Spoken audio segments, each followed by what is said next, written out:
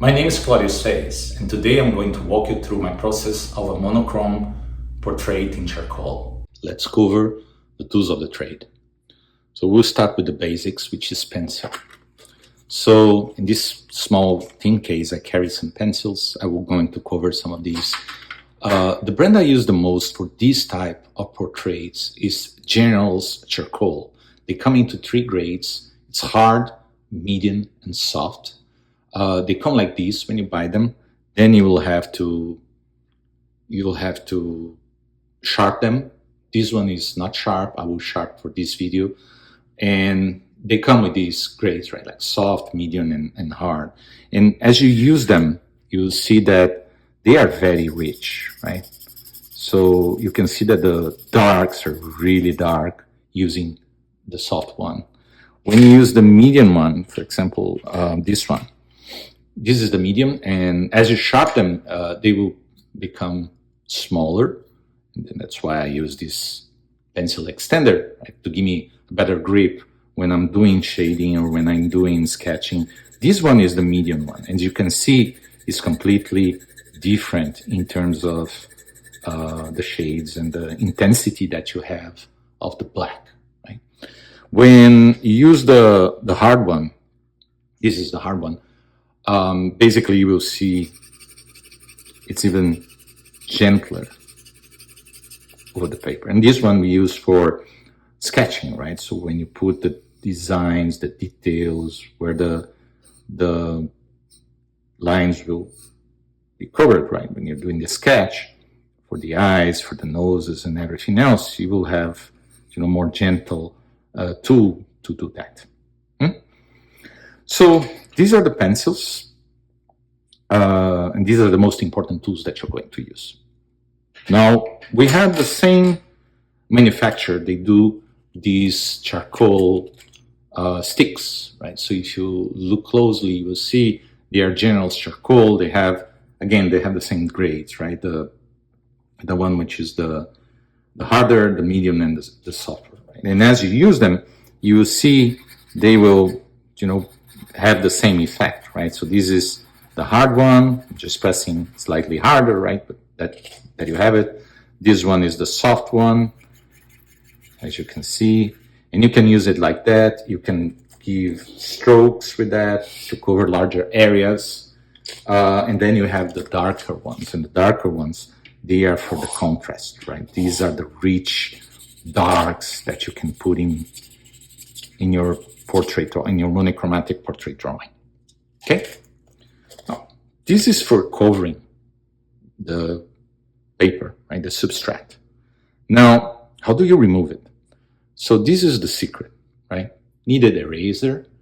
This is a small one, worn out, but in general, when you buy them, they have a very bright gray color, right? And as you use them, you just need them back, So you remove the charcoal, right? Traces of charcoal and powder from your hand, and you use them basically to remove pieces of your drawing, right? You will have to sometimes soften something or create some illusion of, of depth, right? So it's one of the tools that you use, eventually use more or less depending on the portrait. I also carry some erasing pencils. So this one here is from a brand called Tomball, and it's called Mono Zero, but you can use like ordinary eraser pencils. Right? And they are used for tiny little details. This one I even sharpen a little bit. So things like strands of hair, right? If you're doing some sort of details into your drawing, right? If you're drawing, for example, a cat, the whiskers of the cat, these kind of things are very handy for that. Now, we also have an electrical eraser, okay? This will provide you with more, I would say,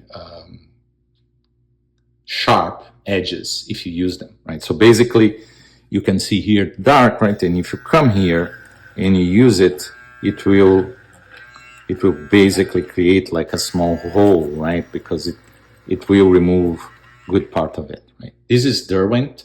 It's a European brand. I think it's English brand. It comes with buried, and it's more engine here that turns the eraser.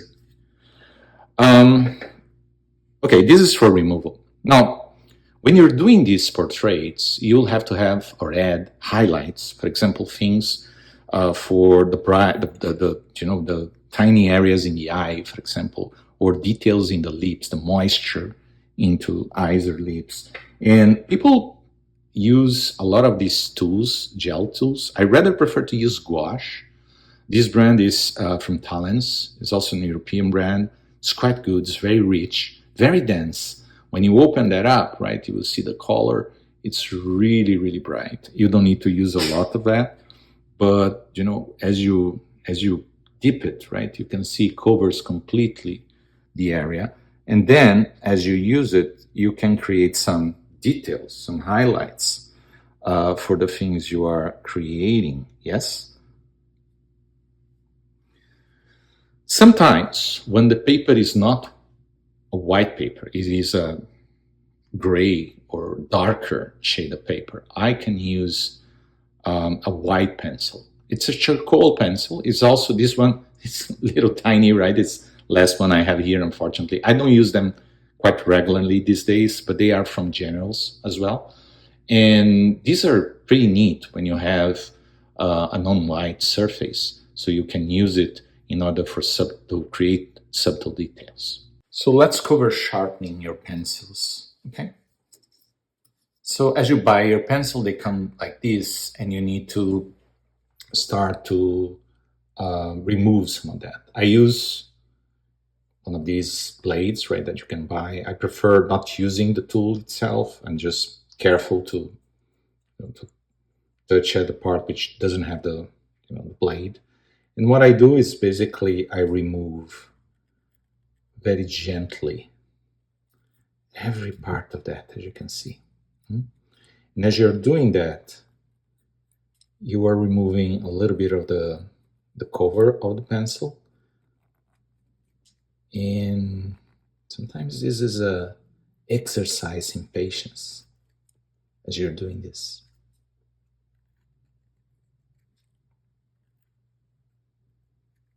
And what we want is to have a good portion of that wood removed so you can expose the lid. And this is what we are going to use the sandpaper in order to have it even sharpen to the point that we want for this drawing.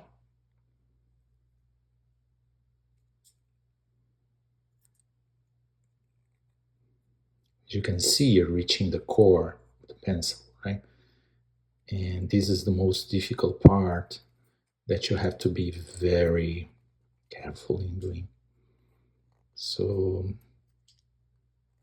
do little by little.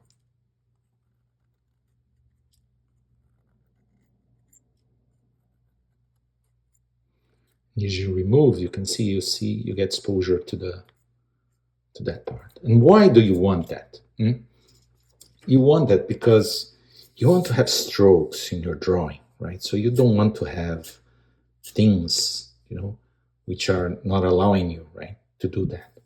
So once you have that, what do? You basically use this sandpaper, and what you do, you will sand it, removing a little bit the rounds of your pencil.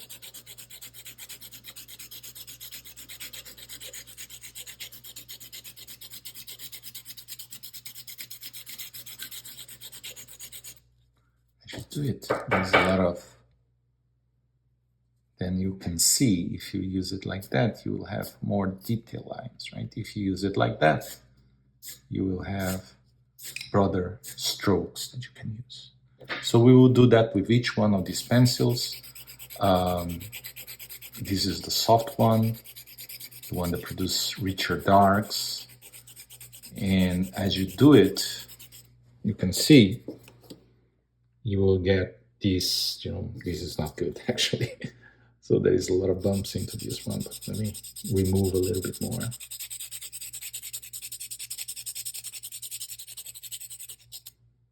Now, yes, you see, sharp for details, so you can use it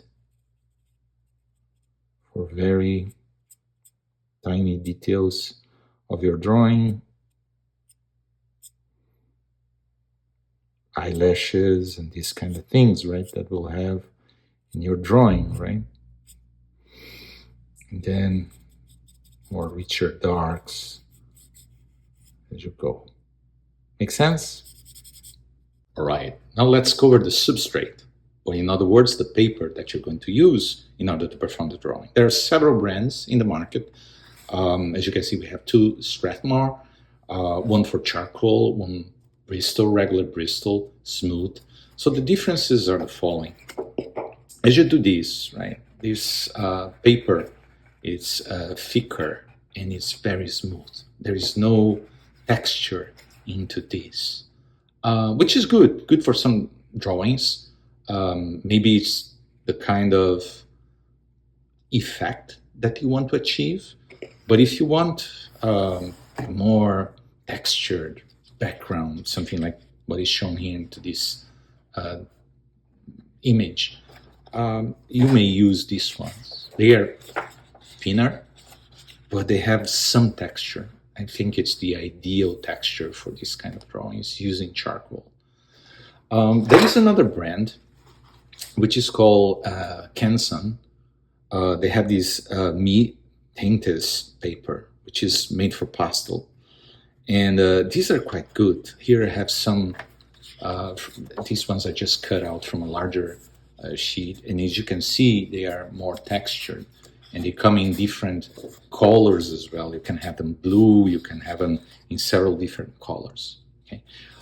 They happen to have this, which is a very nice block from them. And the block comes with several colors ranging from white to light grays and mid grays up to darker tones, and even some different shades of gray. Right?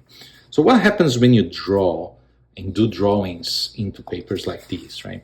This is a smooth paper, very similar to the Bristol one I was talking about. It's very simplistic paper. And this drawing here, as you can see, we use the whites of the pencil so they stand out and they help you form shape and contrast to the drawing. If you use a paper with more texture, like this one, right, and this is the same brand as this, the Canson, you will see there is more texture to the paper, and that shows up into the drawing. And this one is even darker one. And as you can see, the darks, they kind of mix with the background of the paper. Right? And as you can see, there is a lot of texture. So this is quite neat for the type of drawing. And it all depends on what you want to achieve at the end of the day.